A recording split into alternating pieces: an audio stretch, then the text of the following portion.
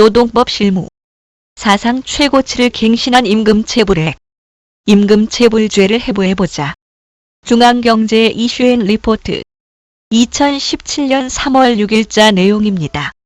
안성호 류문호 공저인 인사보감 제3권에서 인용하였다고 합니다. 작성 배경.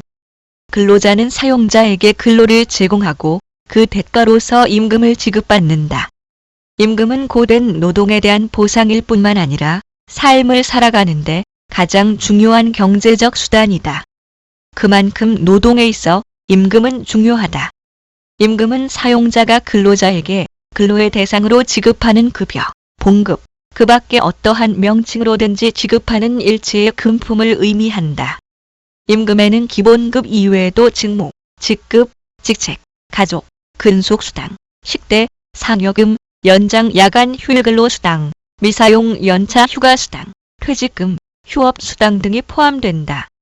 최근 경제 상황이 어려워지면서 작년 기준으로 우리나라의 임금체불액이 1조 4천억 원을 넘어섰다. 가슴 아픈 현실이지만 고의적이든 또는 어쩔 수 없는 경영 현실상 그렇게 됐든 임금을 지불하지 않는 행위는 가장 중요하고 대표적인 노동범죄이다. 그렇다면 임금을 체불하는 경우에는 어떤 법적 제재가 가해질까? 1. 형법에서 죄의 성립요소. 근로기준법상의 의무를 위반한 자에게 가해지는 형벌에도 형법의 기본 원리가 담긴 총칙 규정이 그대로 적용된다. 따라서 형법의 조항을 살펴봐야 한다. 형법 제13조에 의하면 죄의 성립 요소인 사실을 인식하지 못한 행위는 벌하지 아니한다. 즉, 고의가 없는 행위에 대해서는 형벌을 부과할 수 없도록 하고 있다. 따라서 근로기준법상의 의무를 위반한 자 역시 그 의무 위반 행위에 대한 고의가 없을 경우에는 해당 법률에 규정된 형벌을 받지 아니한다. 그럼 고의가 아니라고 주장하면 아무 문제가 없겠네? 법이 그리 간단하더냐. 2. 고의가 없다는 이유로 징역형이나 벌금형을 피할 수 있을까? 그렇다면 임금체불죄를 범한 사용자도 근로자에게 임금을 지급하지 않으려 한 고의가 없다는 이유로 벌금형이나 징역형을 피할 수 있을까? 이론적으로는 그렇다. 사용자가 단순한 과실로 근로자에게 임금을 지급하지 못한 경우 임금체불에 대한 고의가 없으므로 소위 고의범인 임금체불죄로 처벌받지 않는다는 결론에 이를 수 있겠다. 하지만 실무적으로는 다르다. 사용자가 임금체불을 했을 경우 단순히 고의가 없다는 이유로 처벌받지 않은 사례는 매우 드물다. 바로 미필적 고의라는 것 때문이다. 미필적 고의? 다음 페이지를 보자. 3. 미필적 고의. 사용자는 임금 지급 의무에 대한 법률적 사항을 명확하게 숙지하고 성실하게 이행해야 할 의무 행위가 존재한다.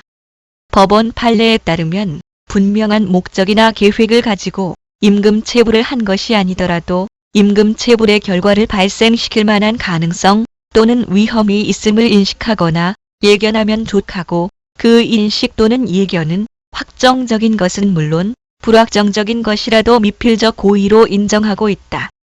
임금 지급에 대한 의무를 성실하게 이행하지 않을 경우에는 근로기준법 위반으로서 임금체불죄를 범할 위험이 있다는 것은 사용자가 충분히 예견 가능하기 때문에 그런 의무를 이행하지 않은 것은 고의가 아닐 수 없다는 것이다.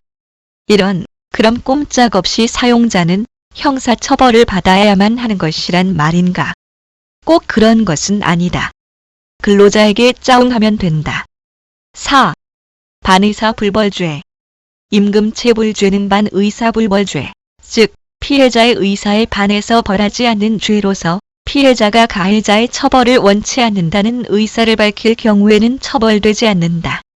그래서 사용자가 임금체불죄를 범했다고 하더라도 밀린 임금을 지급하면서 피해 근로자에게 진정이나 고소의 취하서를 제출하게끔 할 때 그 취하서의 처벌을 원하지 않는다고 기재하면 임금체불에 따른 처벌을 받지 않을 수 있다.